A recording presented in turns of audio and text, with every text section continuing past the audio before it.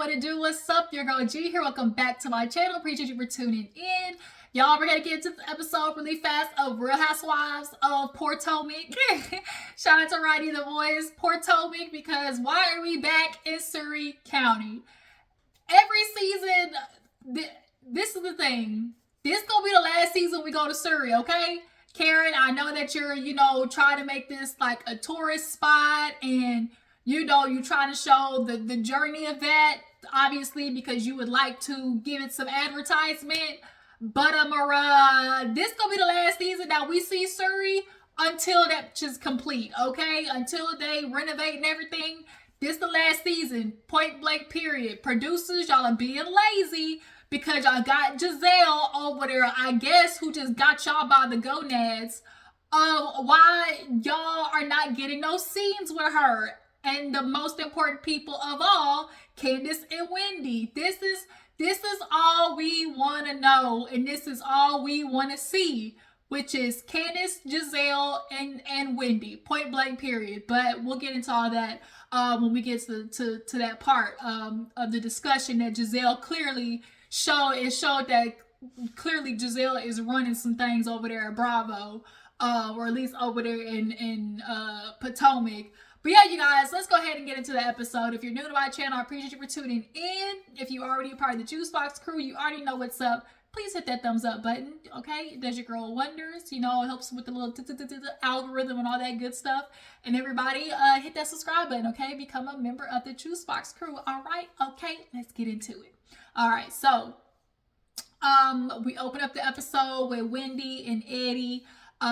Super cute, going upstairs, waking up their son. He was turning 10 years old. He looked like Eddie. He has Wendy's head shape, but Eddie's facial features. And so, yeah, super cute little moment. We definitely been seeing more into Wendy's life. And, there's actual story there. Cough, cough, because we need story, real true story, okay? Over there at Potomac. Oh, I swear to God, y'all just, it's like self-sabotage at its finest. But yeah, we'll get into that. Yeah, Wendy, Eddie over there woke up their son, super cute. Then we see this scene where Gizelle and Ashley, I guess they're going into business with each other. They're calling it G&A, real creative, Gizelle and Ashley. And it is not a clothing line. They want to specify that this is athleisure because y'all know Ashley, she's into the whole, yoga, health situation.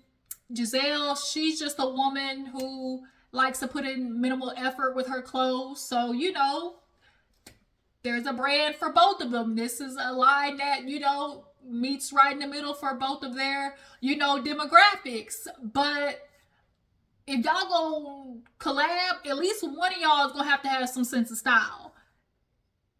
Immediately, we all as viewers can pretty much X Gizelle out first, okay?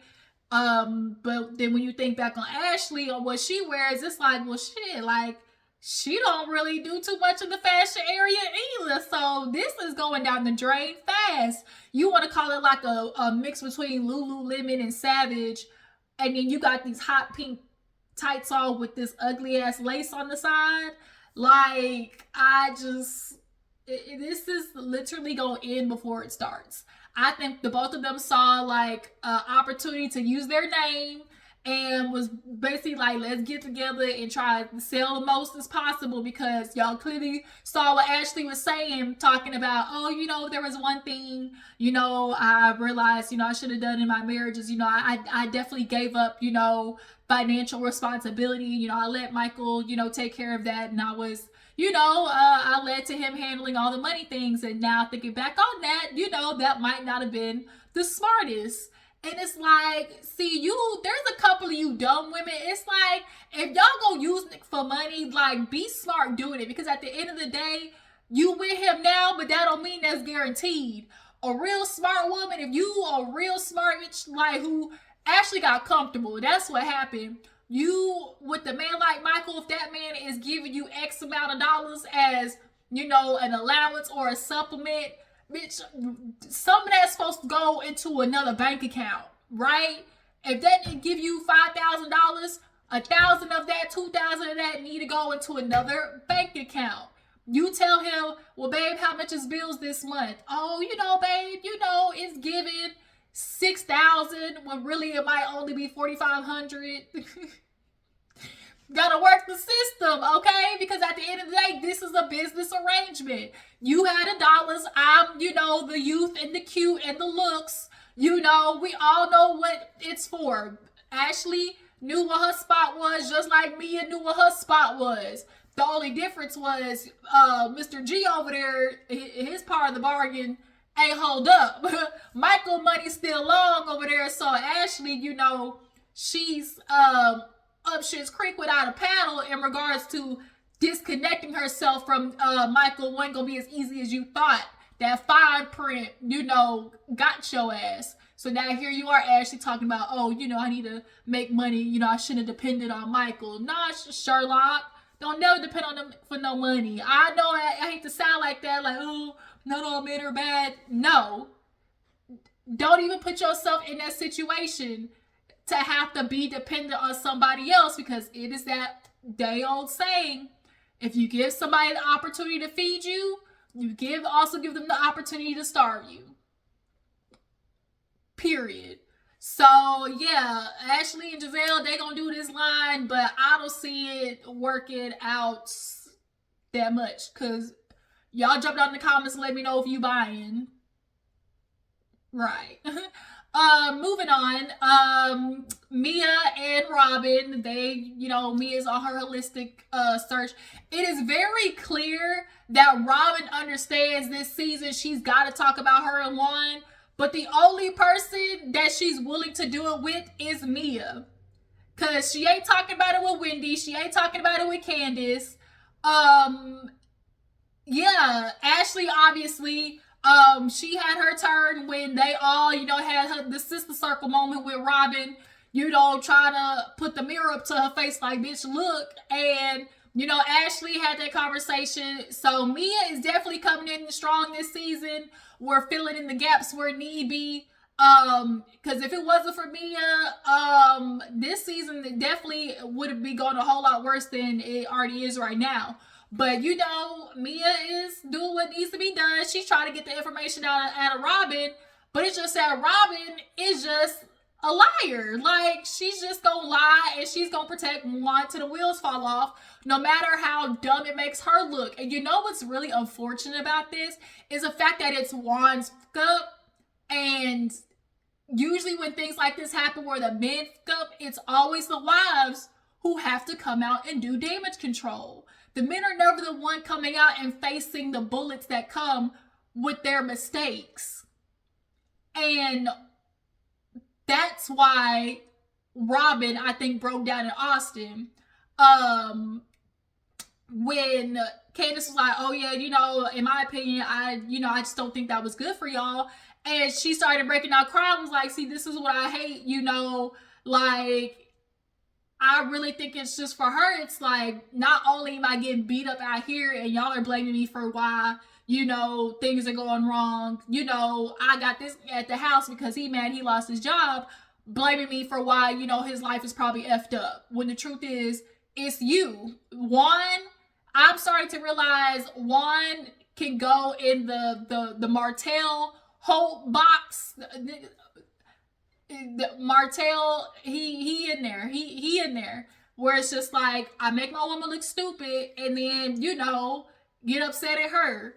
But nonetheless, Mia is doing the digging because, like I said, Mia's the only one who's been able to talk to Robyn. They went to the chef situation and now this. But, you know, Mia's opening up herself. You know, she just basically kind of talked about how,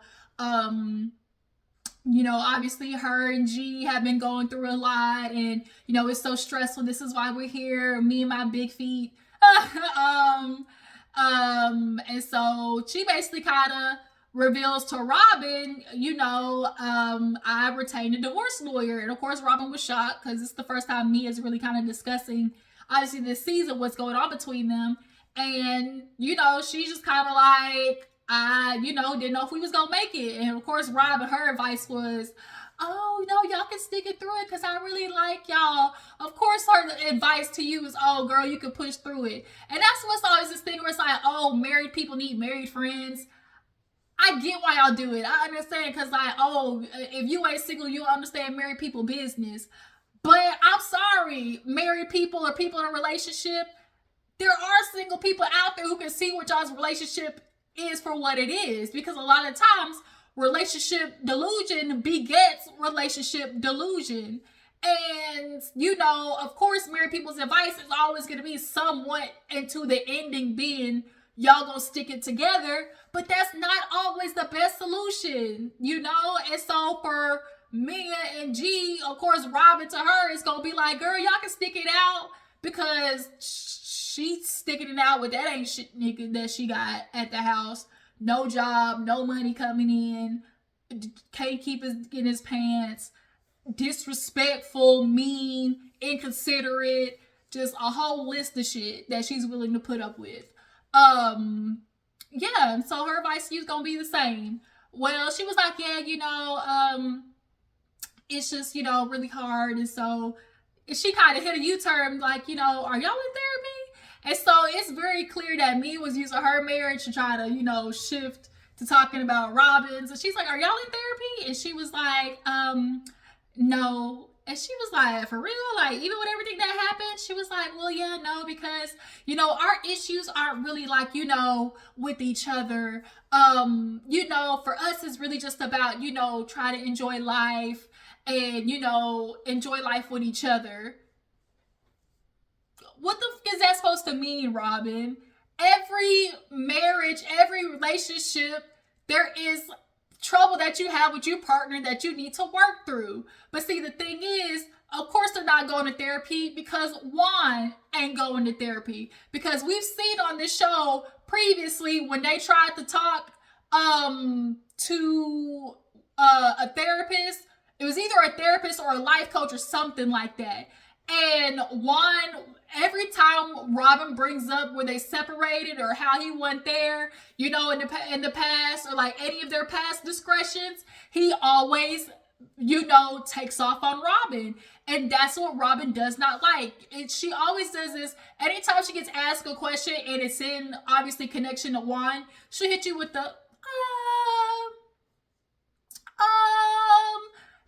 all she's thinking about is what is the answer that's going to piss Juan off the least. And that is what we call emotional blackmail, people. When you're in a relationship with somebody where they're scared to address something based off what your reaction to them is going to be. I.e., Robyn is always not going to confront Juan even in his bullshit because it's like she doesn't want to deal with the backlash of his reaction because, of course, if he withdraws emotion, withdraws affection, that's withdrawing love. And in y'all know what I'm about to say, abusive relationships, a lot of that, you know, they compare it to like almost addiction because that's how it is. It's the withdrawal and the good and the bad, that cycle that makes it addicting to be in, you know, toxic relationships like that. But nonetheless, I just feel bad for Robyn. Even though it's just like, girl, you dumb, you stupid. Like, there is a little part of me that just feels bad because, like, yikes. But, yeah, you ain't in therapy and your problem is just because y'all ain't spending time together. But, bitch, every time y'all do spend time together, Juan don't even look at you. He look like he literally don't like you. So, yeah, so she was like, oh, so him losing his job was really good for y'all, actually. You know, it helped with what y'all needed work with. And she was like, yeah, you know, we get to spend time together. All right. But she also did talk about how Karen might have been, you know, obsessed with her because she saw a screenshot of her and her family. It possibly could have been Robyn Karen trying to keep up with the tea back in the day and maybe had something in the arsenal because we know that's how the Housewives work. Everybody got their arsenal in their back pocket. But moving on, Karen, speaking of, she went out with Ray. They went out on a little date. And, you know, Ray over there trying to order from the happy hour menu. And Kara's like, girl, she like, boy, you better go to this regular menu and you know how much I'm worth. First of all, Karen, if you don't remember, you the one that had to pay his taxes off. So he frugal, okay? He frugal. Let him be that, all right? And also too, he want to get lit in the day. Like, he all that got shit to do. Like, let him get lit. He only gonna get lit off of 2 drinks anyways. You know, you're older, your blood and skin get thin. But yeah, so they were talking, of course, and you know, Karen and her health scare, and you know, I want to work out, you know, take it very seriously. You know, Ray, can I get a trainer? And she's like, a trainer with a ponytail, you know, you can help me look for him. He was like, it gotta be him. And she was like, yeah, I need motivation. And it's like, as you know, she said, you know, me and Ray agreed upon me having eye candy. But Ray ain't worried about it being eye candy because, yeah, you know, you may be working out right now. But, you know, it's a difference between, oh, we working out and, oh, we gonna work out. Oh, we gonna work out. Karen, you know, look, Karen ain't trying to just work out. She trying to get worked out. That's it. That's what it is. Karen ain't trying to work out. She trying to get worked out, okay? Because we know Ray hip ain't got, you know, it ain't got that, it got that, you know, like Karen can't, you know, Karen, she older. That's, you know, when they say for women, when they get older, that's when that boost go up, okay? And Karen, you know, we know Ray ain't keeping up, point blank period. But yeah, no, I just thought that was funny. So then, of course, Karen talks about how, you know, she put names in a hat and or a bowl and, you know, pick the girls. And so she sends, she basically invited Gizelle, Ashley, Wendy, Candace, and Nneka. Karen knew what she was doing, but this is where we get to the bullshit, because here it is. We see Gizelle over there at Nneka's house. Speaking of, now pause. This is the best Gizelle, one of the best outfits Gizelle has ever wore, with simple gold with the shoes. Giselle looked really good, actually. I still hate that bitch, but you know, I can acknowledge a good look. So she go over to Nneka house. Ike with his cute behind. He looking for his badge. Yeah, you know, she was showing her around the house and everything, filling her in on, you know, possibly doing IUI for the baby. You know, a lot of the times women think it's their fault, but I still ain't forgot how the doctor said that his wasn't, you know, up to par, okay? But he told me, oh, you know, I'm not worried about that. I feel like that's a main part of the equation, my boy, but okay. Yeah, she goes downstairs. She's like, oh, Karen came by. She was like, yeah, Karen tried to comfort me. She was like, what you mean? She was like, yeah, oh, you know, this is North Potomac. And Gizelle was like, did you tell that bitch, you own thing? So then they go outside, and then Charisse comes over. And this is, you know, Charisse ended up literally saying the same joke as Gizelle, because she was like, yeah, you know, Gizelle will always tell Charisse about a messy moment with Karen. She was like, yeah, you know, Karen tried to comfort Nneka. She was like, what you mean?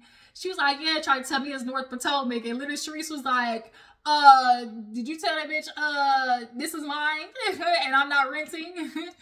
But as they were all sitting there, literally they get a text message from Karen about the invitation. And immediately, we know, Gizelle was like, Karen, I love you, but no. And Nneka didn't get the invite or whatever. Nneka didn't get a text until after Gizelle ended up saying no. And then after Gizelle said no, of course we know Robyn with her following ass to go say no. And I really feel like this was a missed opportunity for Robyn to think big, bitch, think big. Yeah, you know, Gizelle, she said, I'm not gonna be sitting 4 hours with those people. Bitch, those people, girl, we already don't like you. And those people, you can't even use their name now. Gizelle, I think, has never got her ass chewed out the way that Candace and Wendy have. And, you know, we all know that she's, you know, Aka, a.k.a., and she was head of sorority. I know it's one of the first things she's always told us. And I think in her mind, you know, you're the one typically doing the, you know, people are doing the sucking up to you. And I think that's where Gizelle has always resided in her life, not only if you're head of sorority, but also if you're the light-skinned pretty girl with light eyes, you typically are the one that everybody's, you know, vying for. And to have somebody reject that, like Candace and Wendy, and get into your ass the way they did, she got chewed out season after season. Like, it was Candace, then Wendy, and then backdoor with Candace again. And they love playing back with that privileged white looking ass. And it's very clear that there is this initiative to push about why Gizelle's validated and feeling the way she does about not being around Candace. And it's like, even regardless of you not being around her, but you still gotta film. And if you really feel some type of way, guess what? Come on camera and talk to Candace about it. But you know what you're doing by not trying to be in the same, you know, vicinity as them. And the fact that Gizelle's able to get away with it is why, Bravo, you're never going to escape the allegations of colorism. Because what the actual, like, for real, Gizelle just gets to say, oh, I'm not going, and then that's it. And then this is where I see that Robyn's thinking small-minded, because we saw the energy that the girls had on that trip. I guarantee, had Robyn been there, that energy would have maintained. I really do. And we all talk about how Robyn has a different energy when she is without Gizelle. But it's clear that Gizelle's on her mission to either get Wendy or Candace out of there, and Robyn, being her friend, is along for the ride. So that's why we be like, Robyn, you ain't as evil, but you definitely ain't innocent, bitch. But Gizelle, we got to cut the snake off at the head. Point blank, period. But yeah, so everybody shows up at Karen's house. Oh shit, speaking of Wendy looks so bomb out and in the confessional with Eddie. That gold was just gorgeous. But they go out, you know, basically like, we both busy, you busy, I'm busy. Now that Eddie's doing Happy Eddie, literally it couldn't have been any perfect, because the weed, okay, shout out to Eddie, okay, I got mine right here. I keep mine on that, okay, I keep mine on me. What did Uncle Elroy say? Get a little bit of puff give in this mother, okay? He's doing Happy Eddie. And you know, they are busy, but they're trying to make sure they keep that whoop-de-woo, that sex on the schedule, okay? Because we gotta get it on cracking, you know, make sure that it stays between us, okay? But you know, shout out to Eddie. The marijuana business is booming. It's a very lucrative business, which is why I think your family wasn't like, oh my God, you're a drug dealer, you selling drugs now, because at the end of the day, people know how much money is in the ganja business. It's a lot. So yeah, shout out to Eddie. And then also it's a dig at that Sesame Street just stupid ass heifer that Ashley, your friend Ashley, played the fuck out of you. Ashley be playing the fuck out of everybody, for real. Deborah, your friend Ashley, you got set up. Okay, because I don't think this is what you thought was going to happen when you jumped on her scheme that Todd set up to come with us with the bullshit, okay? But yeah, so that was a cute little scene. But yeah, everybody shows up. Wendy see NECA and it's giving real, okay, and they get on and they on their way or whatever. What did they talk about? Karen was like, yeah, you know, I thank everybody for showing up. And, you know, NECA was like, well, girl, I kind of feel some way about the invitation, because Karen brought up how Mia, you know, was acting real salty. She was like, well, I ain't gonna lie, like, I kind of feel the same way too, which is understandable, because if you hear, like, you weren't on the original invitation, you are gonna be like, well, bitch, why would you even try to invite me? Like, clearly you didn't want me to come. But because Gizelle and Robyn did not go, we all know filming ain't just getting ready to pick up and go with 3 people to a whole nother destination just like that, for real, especially Surry County. So NECA, yeah, you had to go, so it is what it is. But it was real funny that Mia was like, girl, I can't get over the original invitation. And Karen just straight was like, you need to. So clearly that's where the shit's gonna start with them. So then, yeah, Neck after that was like, well, I'd like to invite everybody to a pajama party. And Ashley being messy, well, Wendy, that's nice. She invited everybody. And Wendy was like, she skipped a whole lot of shit for me, like talking about pajama party. And I mean, Wendy is kind of right in feeling the way that she's feeling, but there is a breakdown to that. We'll get to that to the end of the episode. Super funny. They stopped and Wendy got that gas station margarita, but I also think when they stopped, she might have had a little bit of a smoke break. Okay, she went over there in the corner. It was giving real.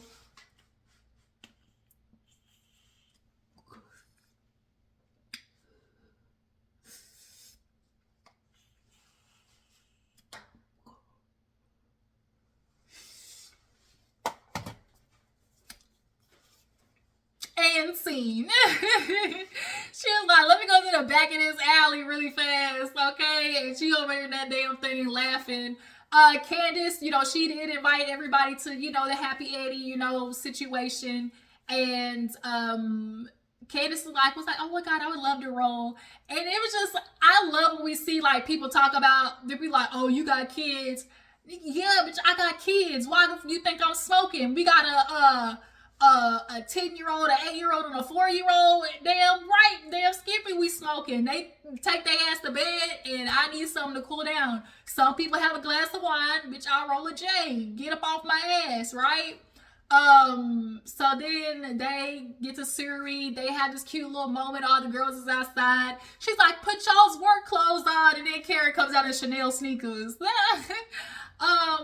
So they cleaned everything out. It was just like a good energy. And then also as well too, we see that even though Candace and Ashley deep down be sparring with each other, they do understand the spar is also for the show, in which we understand like we still got a show to make, right? So they're always at least understand that we can be cordial with each other and we can film. But Gizelle has determined she ain't gonna do that shit. Y'all cooked me on the reunion and the season, and you would have say, oh, also, it's now got to do with death threats. Like, girl, you really want to sit there and say that your life is at risk, your children's life is at risk based off of Wendy and make them responsible for that? That is not them responsible for that. You literally, Spam, stop calling me hell. You literally shot first at them, and are you mad that they are responding back? Like, girl, they're not the one inciting that. People are just roasting you off of your actions. And so that's on you, my boy. But, yeah, they sit down, and of course, NECA and Wendy, this is where, speaking of Candace Ashley, they were like, well, shoot, we can make up. What about you guys? And Wendy basically told NECA, girl, I don't have no plans on making up with you. You came from my mama, you came from my sister. You called me a bitch, called my mama a witch. Like, I don't plan on doing that anytime soon. I'm not going to make up with you no time soon. And for Karen, she was like, well, maybe you could put a pause in it. She was like, no, because I'm not worried about anybody who is inconsequential to my happiness. Y'all know Wendy loves to make sure she shows everybody how astute she is. NECA did cop to the fact that, I did call you a bitch. But see, there's a difference between, I'm cussing, in the midst of the sentence, and then I'm calling you out your name. Like, straight up, like, calling you a bitch. Like, that's totally different. And so that's where NECA crossed the line. But for Wendy, it's definitely an understanding of, like, okay, for Wendy's perspective, you can give me an invite after we have our one-on-one. But I think NECA, in her mind, was probably thinking, I'll give you an invitation as an opening to have the one-on-one, And so their order of fixing things is, totally different, which is why NECA feels like, girl, I don't have to go according to you. Like, I'm going according to myself. And I sent out invitations. I think for NECA, that was her trying to give the olive branch. But Wendy's like, yeah, the olive branch isn't had until we had our one-on-one. Now, do I believe Wendy's mama called and, you know, wished all Bumbleclots and Hail Mary fires over there to Libby? Something like that, because Wendy's mama said, she was like, you know, I basically told her, you know, it's very, you know, long to make a friend, but short to make enemies. It was a real passive aggressive threat. So yeah, I believe Wendy's mama said some type of shit, but you know, at the end of the day, Wendy and NECA, I really want them to get over this, because it's just one, for the benefit of the show, but also too, like, don't allow them, the producers, and Robyn and Gizelle and Ashley, for one, to incite something that really could benefit the both of y'all in having a really good season. NECA, Wendy, Candace all aligns, but we all know purposely why they want to do it like that, because it was going to be a clear divide that pretty much prove our point of the colorism conversation. But yeah, Wendy basically said, nah, I'm good. And NECA was like, just for the record, I'm letting y'all know that it was her that shut it down. And Wendy's like, yeah, but you skipped steps though. And so that was the end of the episode. Next week, we see Karen and Mia getting into it. So yeah, y'all drop down in the comments and tell me what y'all feel Real Housewives of Potomac is effing up on. Why do y'all feel Gizelle has so much power over there at Bravo? What is the tea with that? And do you guys feel like NECA and Wendy, you know, whatever, get to a point of making up? Or if you were Wendy, how would you address the situation of making up with NECA? I appreciate y'all for tuning in. Make sure to follow me on Instagram and Twitter. And I will catch y'all in the next one. Deuces.